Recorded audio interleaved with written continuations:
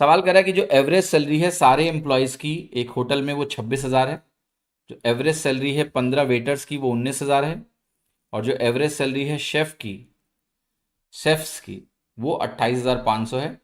आपको बताना है कि नंबर ऑफ एम्प्लॉयज़ कितने हैं।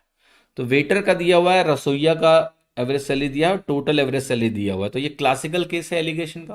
कैसे लगाएंगे? आप कहोगे देखो ओवरऑल एवरेज हमारा 26,000 है, तो यहाँ लिख दो। फिर जो हमारा वेटर है जो कि 15 संख्या में है उनका 19,000 है, तो यहाँ 19,000 लिख दो। और जो शेफ का एवरेज है वो आपका 285 है, यहाँ 285 लिख दो। फिर से लिख रहा हूँ, ये वेटर्स हैं, ये हमारे शेफ हैं। अब इनका एलिगेशन से हमें मिल जाएगा रेशियो कि क्या क्वांटिटी रेशियो है। सबसे पहले तो आप सबके दो दो जीरो काट सकते हो, फर्क नहीं पड़ेगा रेशियो पे। अब 285 में 260 जाएगा तो 15 आएगा, 25 आएगा, 25 आएगा, और 190 और 260 का अंतर आएगा 70। 5 से काटेंगे तो यहाँ 5 मिलेगा, यहाँ मिलेगा 14। अब वेटर्स की संख्या मुझे दिया है 15 है, तो 5 यूनिट अगर 15 के बराबर हो गया तो कुल संख्या क्या होगी? 5 + 14 19, तो 19 × 3 57 के बराबर आ जाएगा। आंसर आ गया ए।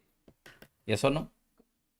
ठीक है, यस और नो? अब देखिए इस सवाल में हम 57 ऐसे भी लगा सकते थे कि हम कहते कि भाई 5 और 14 मिला के टोटल 19 क्वांटिटी है, तो आंसर 19 का मल्टीपल होगा तो 57 होगा। पर कोई खास फायदा नहीं है, क्योंकि भाई कितना समय लगेगा देखने में कि 5 यूनिट 15 के बराबर है तो 19 यूनिट 57 के बराबर है। इट्स सो ईजी ना।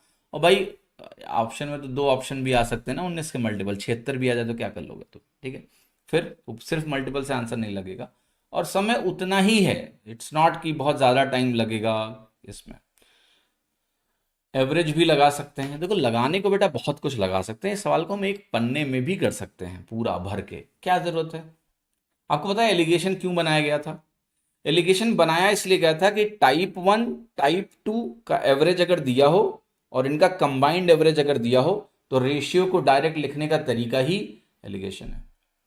ये उसी का डायरेक्ट सवाल है, तो इसमें हम क्यों एवरेज का मेथड लगाएंगे कि कुछ और खेल करने की कोशिश करें? एलिगेशन इसी वजह से, खाली एलिगेशन नाम की चीज तुम पढ़ते हो कि अगर टोटल एवरेज दिया हो, अलग अलग एवरेज दिया हो, तो उनका आपस में रेशियो क्या है, उसी के लिए तो एलिगेशन का ये मेथड है। तो डायरेक्टली उसको यूज करो ना।